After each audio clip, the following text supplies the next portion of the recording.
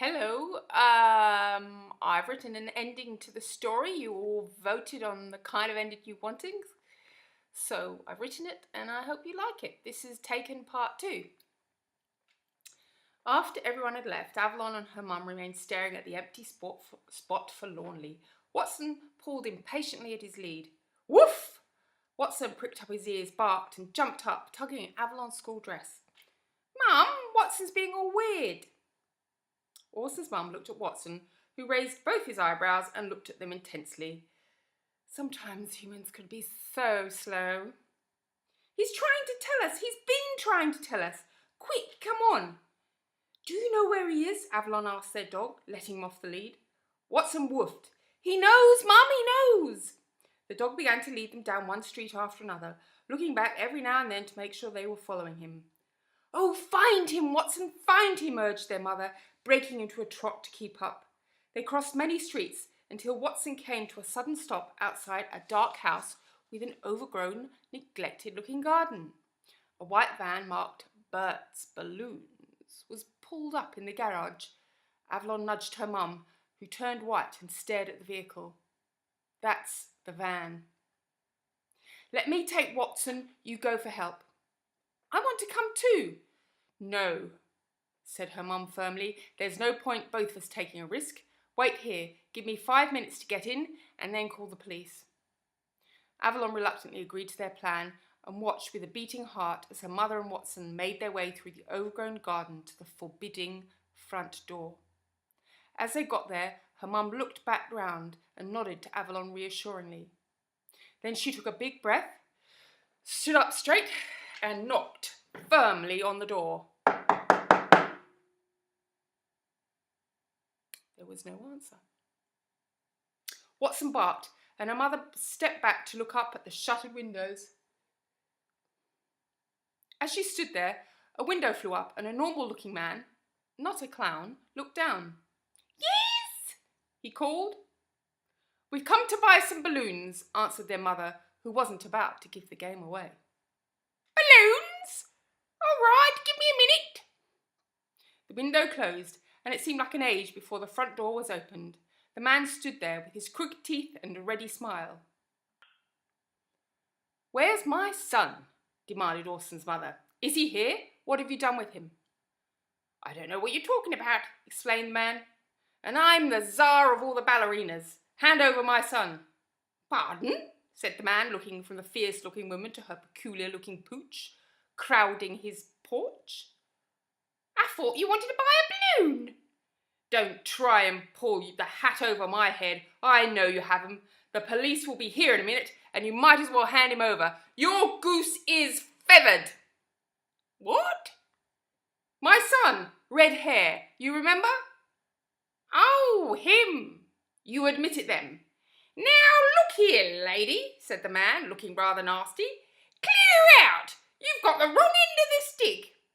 Oh, have I? You took him away in that van there. The man stared and turned a little pale when he saw the police vehicles, lights are flashing, swerving up in his drive. Just to be on the safe side, Watson gripped his teeth round the man's ankles. I say, do you think that's necessary? Without further ado, the man was bundled protesting into the police van and taken, sirens blazing, to the police house.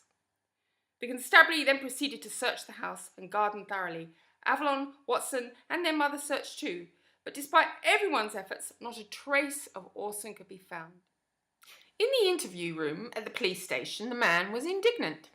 Let me go or I'll sue. I'll thank you not to take that tone with me, replied one detective, with what could be described as very firm eye contact. Tell me where the boy is. Make it easy on yourself. No, you've got the wrong idea. Well, maybe you should tell me what kind of idea I should have, said the other detective, leaning back in his plastic chair. It's not what you think at all. The boy wanted a popping balloon, so he came with me to get one from my van. So you admit you took him to your van? Oh, yes. The popping balloons aren't so popular with the mums, you see. So I tend to leave them in the van. Go on, said the other detective. I asked the boy boy to hold my bunch of balloons while I got his balloon out.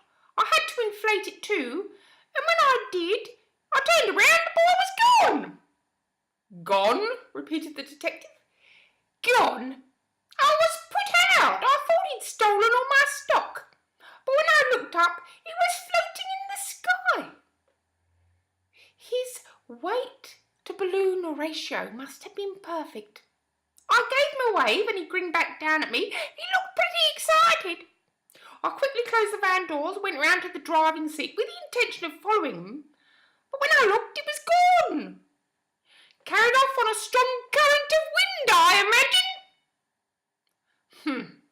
Commented each detective with the air of people who've been told a tall tale one time too many. Then I don't suppose you mind telling me what the gloves are for? Oh, I've learned from experience, officer. If you're around balloons, you don't want your sharp nails popping them. It can be most inconvenient. You expect us to believe all this guff? The other detective growled. Why didn't you alert the authorities about what had happened? Oh, I didn't worry too much. Sooner or later the balloons deflate and they come down. I've tried it myself several times, actually. Hasn't he? Hasn't he what? Hasn't he come down yet? Oh, impressive. I make the balloons myself, you know. Oh, I wonder how far he got. Oh, this is very exciting, very exciting. The man rubbed his hands and looked brightly at the detective. I might have made history. At that moment, a lady constable put her head around the door. Sir? What is it, constable? You can see I'm interviewing. There's been an unconfirmed report of an unidentified flying object over the Indian Ocean.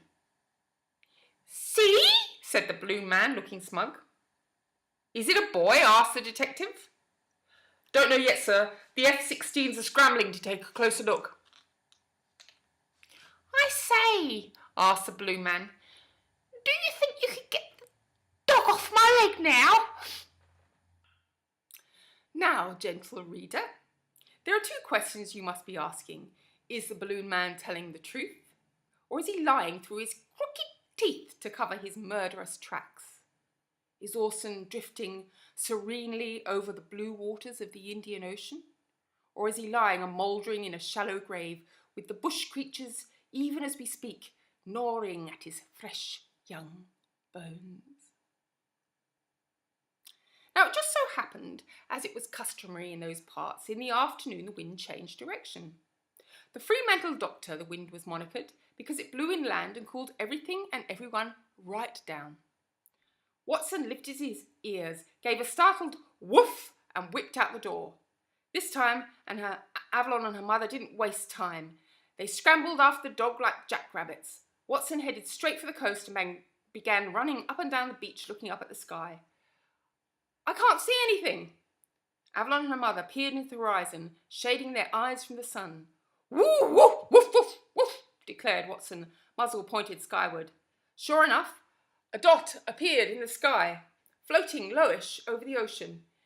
It looks like... Can't be! It is!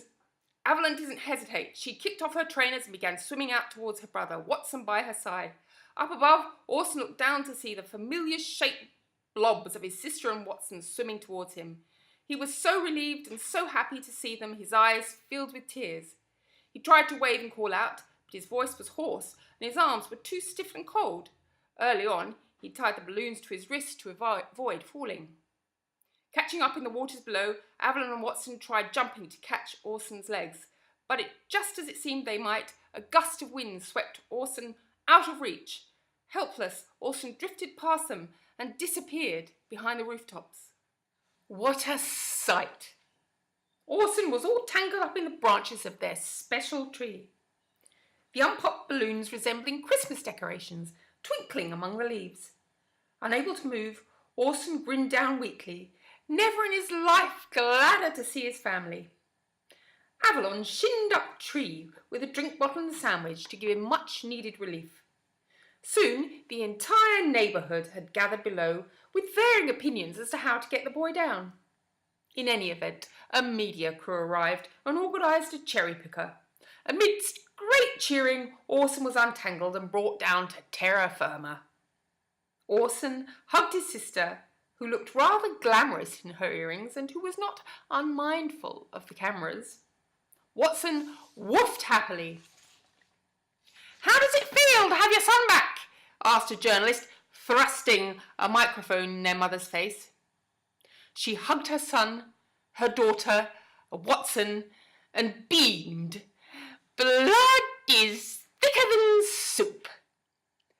Well, you voted for a happy ending, and I hope I gave you a happy ending and that it sent you to sleep in a good way. Check back and see if there are any other stories from time to time, and good night.